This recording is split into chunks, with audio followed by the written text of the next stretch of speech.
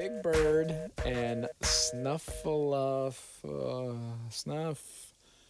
There's a P in there. Snuffleupagus, I think. Okay, there it is. Yeah, it's hard as fuck to spell. Do you know how to spell it? Can I try? You can try. Can I try? Can I live? Can I live? Snuffal.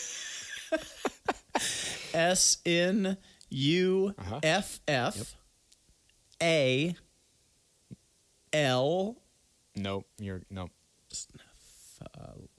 Snuff. Okay, spell it for me.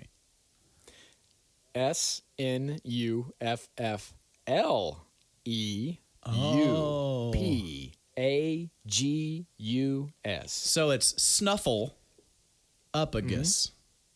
Snuffleupagus. Snuffleupagus.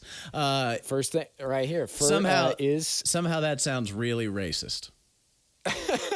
hey, Snuffleupagus.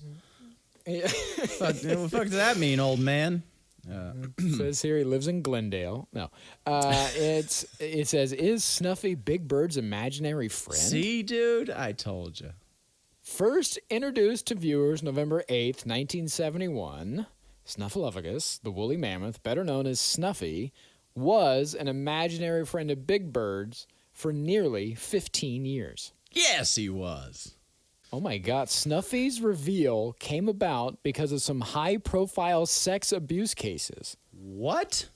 What the fuck is happening? We have gone down a rabbit hole that we'll never be the same after this.